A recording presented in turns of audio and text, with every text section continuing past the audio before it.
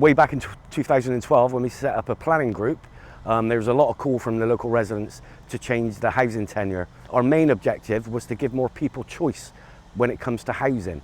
We've had quite a good engagement with all the developers. Unfortunately, not Persimmon. They were reluctant to engage with us. And the local authority forced them to adapt their plans simply because it is our neighbourhood development plan is a statutory document. The main issue was that Persimmon were hell-bent on fitting the homes out with gas boilers, which is that goes against our neighbourhood development plan.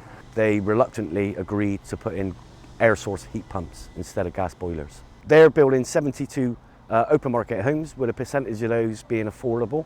Bristol City Council have got their own building arm called Gorham Homes, and like I say, they're developing these homes to fit with local needs. This is just one of the 5 different sites that they're developing. We've shaped the types and designs of the houses basically. They really have taken our lead. We've had a lot of consultation and a lot of engagement with the local authority about the types of houses they're planning to bring into Lawrence Weston. And they'll have some elements that make passive housing put into them, like ground source heat pumps for example, and other energy efficient things, taking a fabric first approach and that type of thing to ensure that the houses are not only affordable to rent but affordable to live in. We want to see good sized family homes with front and rear gardens, good spatial standards, good energy efficiency, and I think that's what they're building through Gorham Homes. This development is open market by Curo. Yeah. It's 127 homes in total with 30% affordable. They came with their proposals. We told them what we liked about it, what we didn't like about it.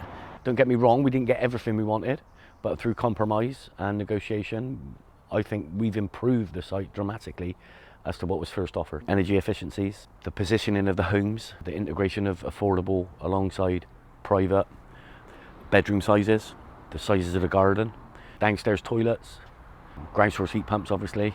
Something else we insisted on was EV charging points.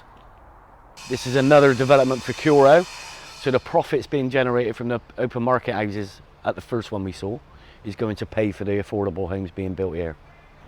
1, 2 and 3 bedroom homes, 19 of them in total in that block, and then some standalone 3-bedded houses.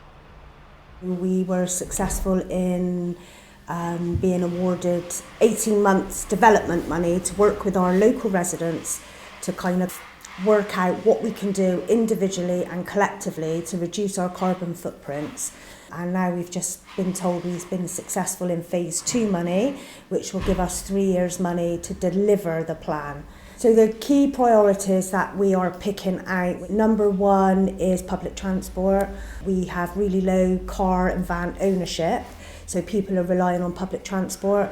We've got really poor transport links, unreliable, unaffordable, and we will also be looking at a grow, cook and eat project, which will be for 3 years, which will be working with Avon Wildlife Trust and Incredible Edibles to develop a project within Lawrence Weston around using our green space. We have so much green space. We're going to have an allotment down at the allotment site, people's back gardens, people's windowsills, Ridingly's green spaces, doctor's surgery is going to have some growing space, the churches, the schools, working with the schools as well to get more cooking and growing on the curriculum. The aim of the overall project is people will stop relying on shop-bought, plastic-wrapped perishables where possible. People will be able to grow their own.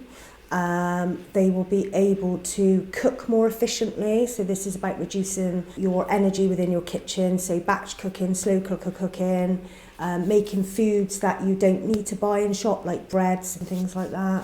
When you're thinking about growing your own, cooking more efficiently, the key message is this will save you money. And the third project is the Energy Learning Zone, which is projects which will be going underneath the wind turbine, so it'll be a physical building.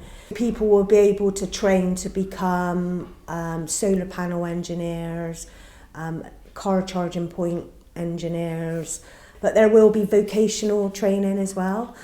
No, so it's local authority land, so they've got their own wind turbines, and when we whack ours up, we'll pinch some of their wind, so we've got to compensate them by the tune of 22 grand. The brains behind it, Andrew Garrard, he's supposed to be the godfather of wind turbines. He said, Mark, you've got land. No one's going to give you it for nothing. I said, Andrew, it's our land. The local authority was just custodians of it. We've got to pay 25k plus a percentage of the profits with a cap on 40 grand. So the most we'll ever pay him is 40 grand a year. And on 600 grand, that ain't bad, I suppose. So all the profits come straight to us.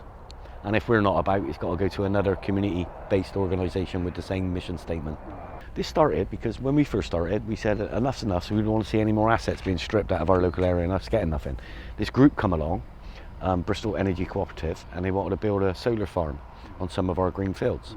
The planning system was changing, so we knew if we opposed that planning application, they'd miss out on the subsidies. So we knew we were in a good position. So then that triggered about, hang on, there's money in this green energy lark.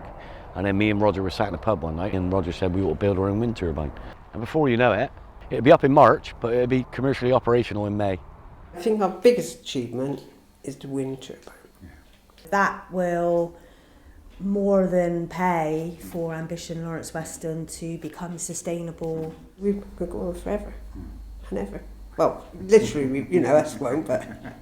Without Big Local, we wouldn't have done all but any of what we've done.